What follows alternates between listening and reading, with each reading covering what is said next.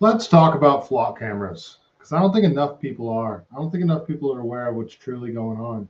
Flock cameras, in my opinion, are the biggest expansion of the surveillance state that's currently underway. And they aren't just cameras. They aren't just cameras with license plate readers. They are data collecting machines. And that data, much like the data that's collected on social media or your Amazon purchases or the location tracker on your phone, these cameras collect data of every license plate that drives by. It documents that car, flags it, and it identifies it with any sort of bumper stickers, the color, the make, the model, any sort of dents or damage, and it tracks your vehicle. And there's so many of them that it can literally track everywhere you go, as if you couldn't be tracked in enough ways already. In addition to that, all of that data that is stored on these SWAT cameras can be sold to the highest bidder, including your government, including Palantir.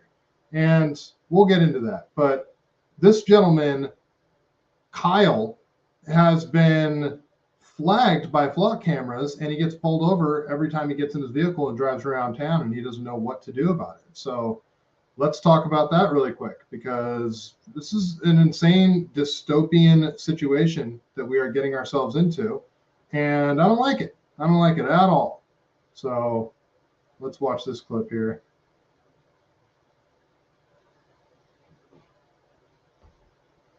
Tonight, we get a little glimpse into the dystopian future. A Coloradan keeps getting pulled over because flock surveillance cameras tell police he has an active warrant. He doesn't, but he can't convince the surveillance network to leave him alone. Our Spencer Soysher has that.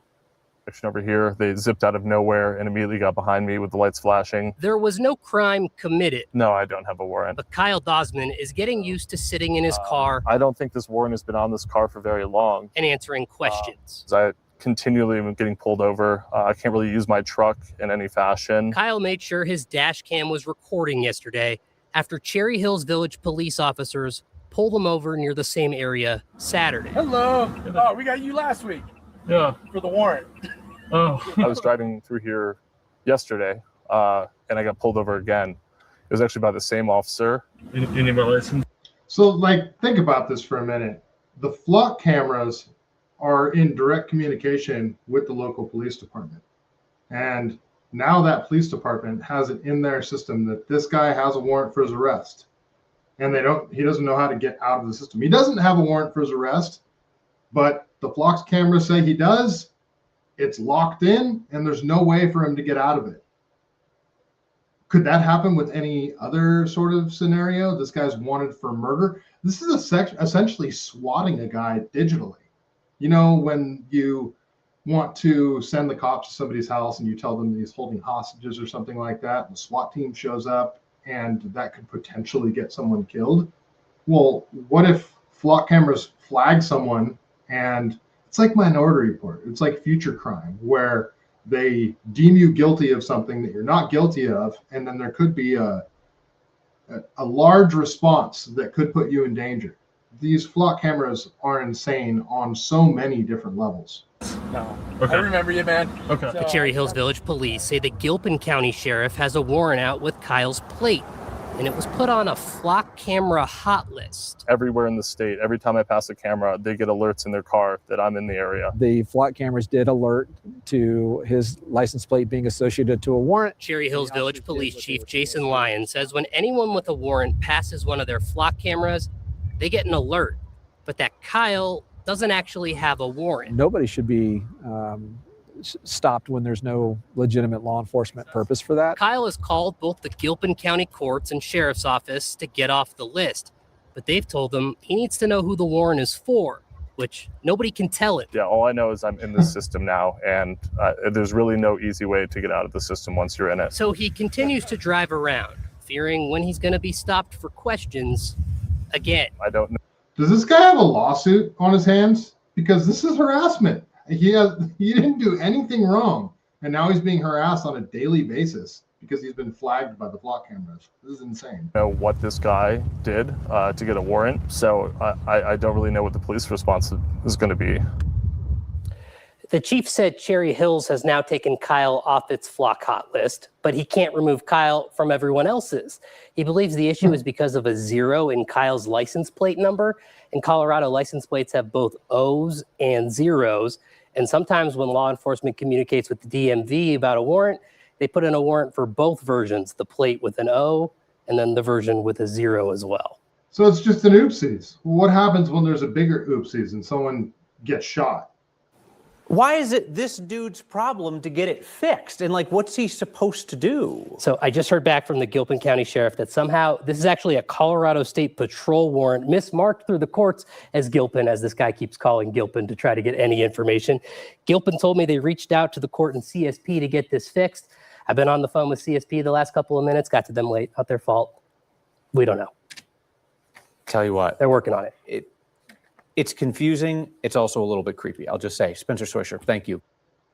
Yeah, a little bit creepy. And that's just the tip of the iceberg. There is this gentleman named Ben Jordan on YouTube, and all of you guys should follow him because he's been going ham on the flock cameras. And this is just a 5-minute clip. He's done probably at least 10 different like multi-hour videos of him essentially hacking flock cameras and showing how easy it is to hack the flock cameras, not just the cameras and being able to see and hear what the cameras record, but also looking at the data that they're capturing and the ability to delete data or even change data like timestamps on videos. This flock camera situation is out of control and so many people don't even realize it's happening. A few weeks ago, using a commercial search engine, I very easily found the administration interfaces for dozens of flock safety cameras. I shared this information with 404 Media, and with John Gaines' help, that number quickly grew to nearly 70. None of the data or video footage was encrypted. There was no username or password required. These were all completely public-facing for the world to see, and some of them still are. You don't have to be an expert. So there's a lawsuit going on right now with the city of San Jose where they're suing to get all the flock cameras removed, and all they're asking for is $1. It's not about the money for the lawsuit because there's something like 477 flock cameras in the city of San Jose, which is insane. So they're suing the city of San Jose, saying that it's unwarranted. It's a Fourth Amendment violation, and it's digital surveillance without a warrant, and they want to get the flock cameras removed. And one of the aspects of this case was what was it that sorry, I'm drawing a blank there. To find and gain access to this. You don't even have to type anything in to see every single person, vehicle, and activity that took place in these locations in the last 31 days. Whether you wanted to watch this footage live in real time or look at footage from a month ago, you could just point and click your way to it like you were watching Netflix. You could even open up the live streams in VLC or cast it to a television. Making any modification to the cameras is illegal, so I didn't do this, but I had the ability to delete any of the video footage or evidence by simply pressing a button. I apologize. I just remembered. So the San Jose Police Department was saying in their statement that all of the data is encrypted and not everybody has access to the flock cameras. But the thing is, that's the San Jose Police Department's access to the flock cameras.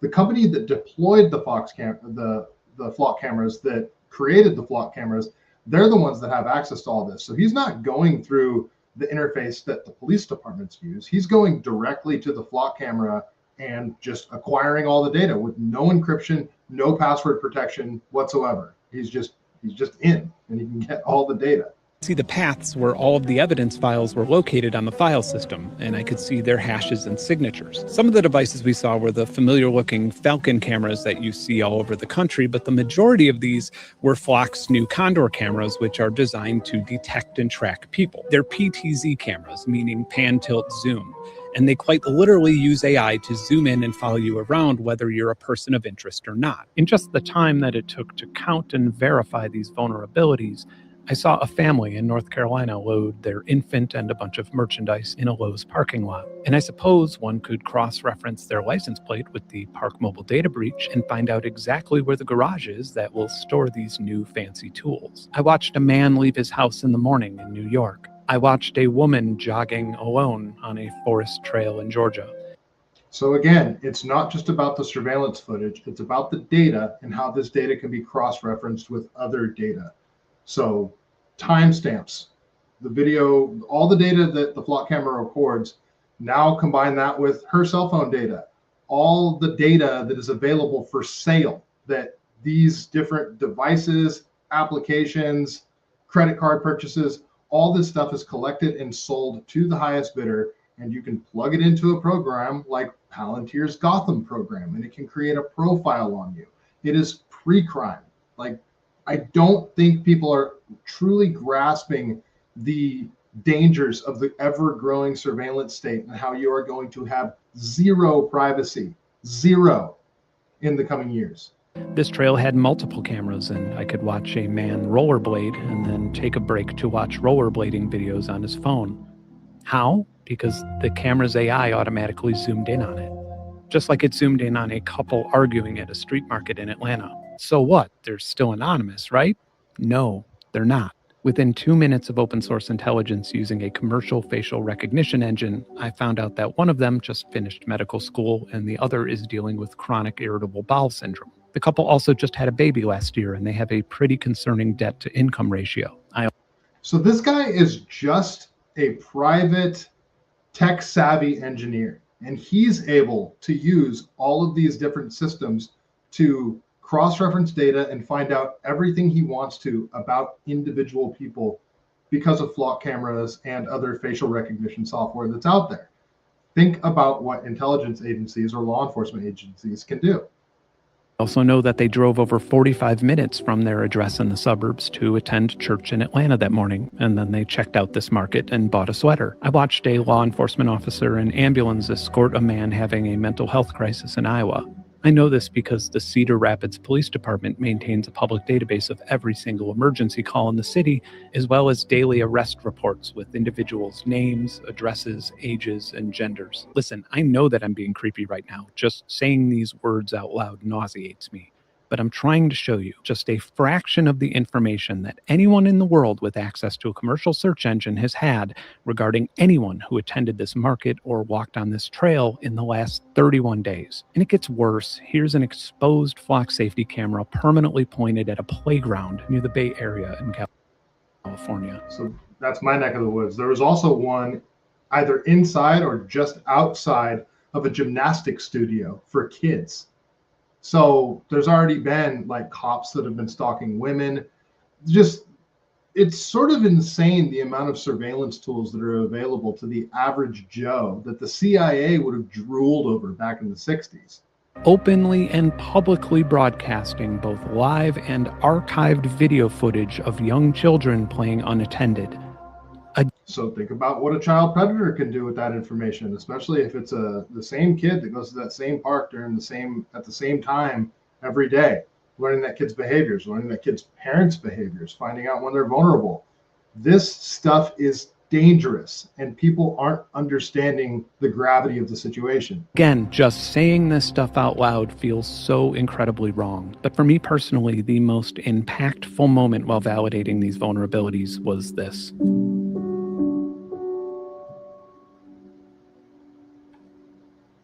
This resonated with me so much that I actually had tears welling up in my eyes. I've done this exact same thing so many times. I've seen a swing set in an empty park, looked around to make sure nobody was watching, and then just enjoyed the mindless motion that connected me to a simpler time. But this isn't something that most grown men want to be seen doing. The experience requires one to have a moment that is devoid of judgment. It's healthy escapism at its finest. And I realized that it's likely that this man didn't know that he was being recorded.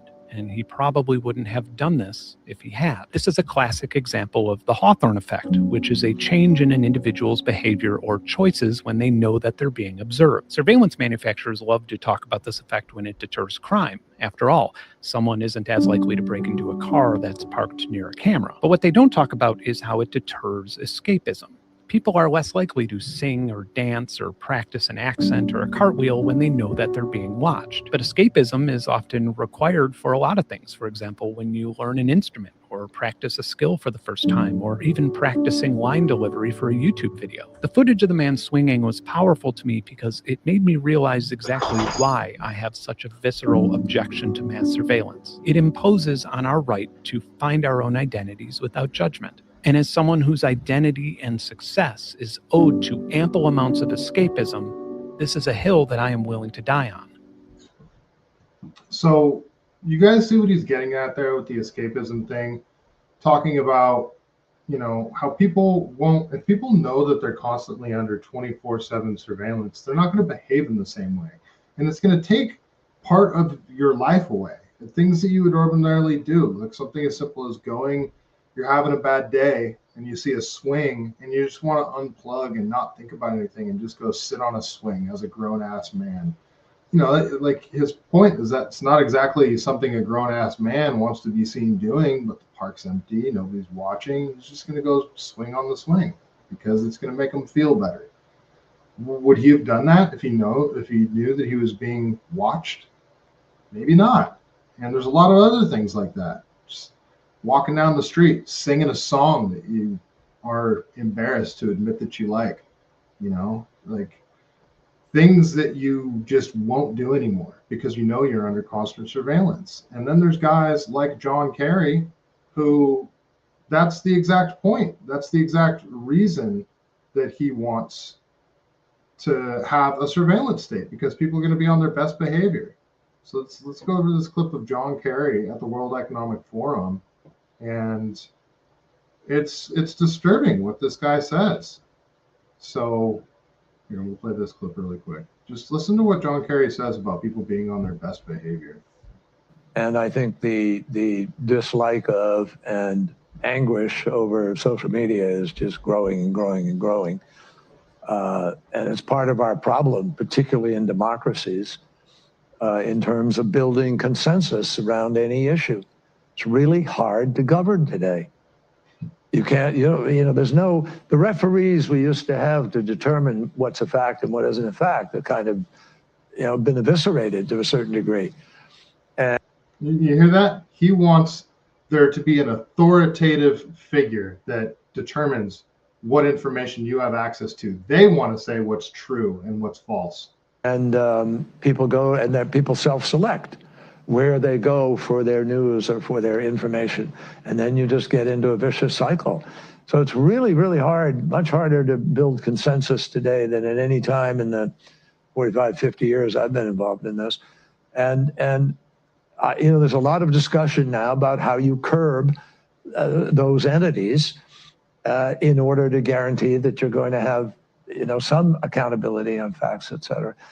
But look, if people go to only one source and the source they go to is sick and, has an agenda and they're putting out disinformation, our First Amendment stands as a major block to the ability to be able to just, hammer it out of existence. So what we need is to win the ground, win the right to govern by hopefully having, winning enough votes that you're free to be able to implement change. What's that change you want to implement? You said that the First Amendment is impeding your ability to what? Have people speak freely? Have people go swing on a swing? Now, obviously, there are some people in our country who are prepared to implement change in other ways. And so that's you're really questioning dangerous. really if democracy can survive unregulated social media. I think democracies are very challenged right now and have not proven they can move fast enough or big enough to deal with the challenges that we are facing. And to me, that is part of what this race, this election is all about. Will we break the fever in the United States? So he wants to control every aspect of what you say, and flock cameras want to surveil everywhere that you go. So back to the Palantir aspect of this. So Palantir, if you guys aren't aware, they're a tech company, and they aggregate data in order to create lists of likely suspects or targets, if you will. And some of the most important data that they gather are data from flock cameras with license plate readers, audio. The capability of the microphones inside these flock cameras is insane too. So I asked Grok, does Palantir have anything to do with flock cameras? And it says yes, indirectly, through data integration in law enforcement and surveillance ecosystems, but not via direct ownership, formal partnership, or Palantir manufacturing or operating the cameras. So we know that. They get the data plugged into their programs, like the Gotham program. Flock Safety makes automated license plate recognition, ALPR cameras, vehicle fingerprinting tech. So your fingerprint is unique to you, right? So it's identifying you. It's about making us all cattle and making us all have a barcode stamped to our forehead. And related surveillance tools, e.g. video cameras, gunfire detectors. These create a large network of cameras used by thousands of police departments, cities, and even homeowner associations across the US. And then you got to factor in Ring doorbell cameras that everybody's installing in their houses. Palantir builds data analytics platforms, especially Gotham, for government law enforcement that fuse and analyze large data sets from many secure sources, including predictive policing and intelligence work. Predictive policing, like Minority Report, pre-crime, predictive policing. How dystopian does that phrase sound to you? What are you likely to do? Flock cameras generate vehicle location data that can be fed into or queried via Palantir's platform for broader analysis. Wikipedia and various reports note that Flock's data can be integrated into predictive policing platforms like Palantir. Law enforcement agencies using both systems can combine Flock's real-time ALPR feeds with Palantir's tools to richer profiles and searches. So in practice, many police departments use both Flock for the raw camera data and Palantir for the analysis and fusion of the data, creating an effective combined surveillance capability. This is why they appear linked in public discourse, even without direct corporate relationships. Privacy concerns and lawsuits often target both in these contexts. So just people aren't realizing. People look at like one aspect of the surveillance state and they don't realize how it all works together. The flock cameras, the Ring doorbell cameras, all the different apps that you use, location data, things that you say on the internet, and how all of that stuff can be aggregated and plugged in to you. It's creating a profile on you, what you drive, when you drive it, where you work, the hours and patterns that you have and places that you go, what you buy, when you buy it, everything about you. You know, there's the whole meme that Facebook knows when you're taking a shit. It's true. And it's just terrifying. It's the ever expanding surveillance state. So I will say that Jason Bassler here on X says, please definitely do not ever buy and point a 1000 nanowatt wavelength green laser at a flock camera. It totally won't damage the sensor and render the camera ineffective. So don't do that. Don't ever purchase one of these laser pointers on Amazon and point it at a flock camera. Don't ever do that. So, it's megawatt, not nanowatt. My apologies. And just for reference, there are websites that you can go if you want to know where flock cameras are. There's this deflock.org. That's deflock, sorry. DEFLOCK.org. And that'll give you a map of where these flock cameras are. Because you've driven by hundreds of them. You haven't even known. Maybe even thousands of them. You had no clue that they were there. They know that you're there. So that's it, people. Flock cameras, dangerous as hell. The surveillance state is ever expanding. And seems like there's nothing we can do about it, but at least we can be aware of it. All right, that's all I got. If you made it this far, please like, share, subscribe, all that good stuff, and I will see you on the next one.